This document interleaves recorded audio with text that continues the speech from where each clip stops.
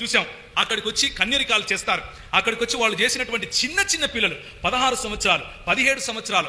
ఒక అమ్మాయి మేము వెళ్ళి ఇంటర్వ్యూ తీసుకుంటే అమ్మాయిని అడిగాం, నీ వయసు ఎంత తల్లి అని అంటే నా వయసు 13 సంవత్సరాలు అని చెప్పింది. నువ్వు ఎంతకాలంగా ఈ వృత్తిలో ఉన్నావు అని అంటే 9 నెలలుగా ఉన్నాను అని చెప్పింది. అంటే ఒకవేళ ఆమె పుష్పవతి అయిన మొదటి రోజు నుంచి ఒకవేళ ఆమెను అలాంటి భయంకరమైనటువంటి వృత్తిలోకి తోసేశారేమో అన్న ఆలోచన ఎవరికైనా వస్తుంది. ఇది ఈ దౌర్భాగ్యపు స్థితి ఉన్నప్పుడు మేమందరం కలిసి ఏం చేశాము అని అంటే దగ్గరగా మరి అక్కడ ఉన్నటువంటి ప్రభుత్వ యంత్రాంగాన్ని సంప్రదించాం.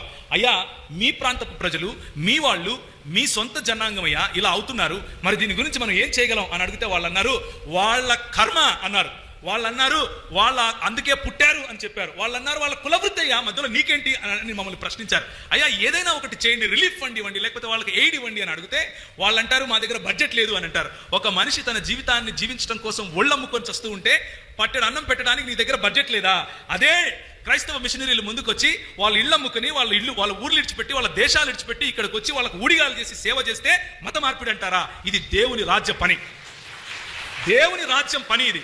ఈ బాంచనా కమ్యూనిటీలో ఉండే వాళ్ళను వారిని బయటికి తీసుకుని రావడము దేవుని సువార్త గురించినటువంటి పని. అందులో యేసుక్రీస్తును నమ్ముకుంటావా అన్న మాట కూడా ఉంటుంది, కానీ అది మాత్రమే సువార్త కాదు అని చెప్తున్నాను.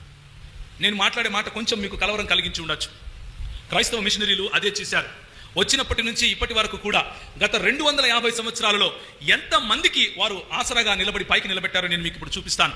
మేము అది కవర్ చేసిన 2-3 నెలలకే ఎన్డీటీవీ అక్కడికి వచ్చింది.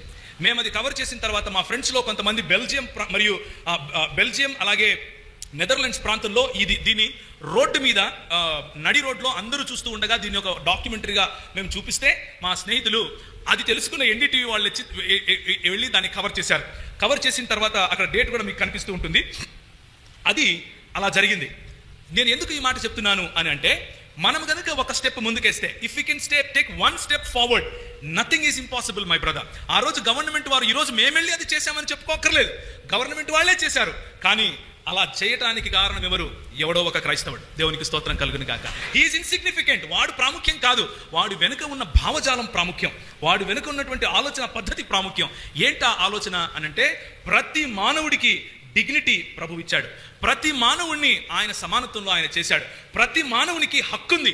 ఆ హక్కు ఇవ్వటానికి క్రైస్తవుడు ముందుంటాడు. దేవునికి స్తోత్రం కలుగును గాక. అది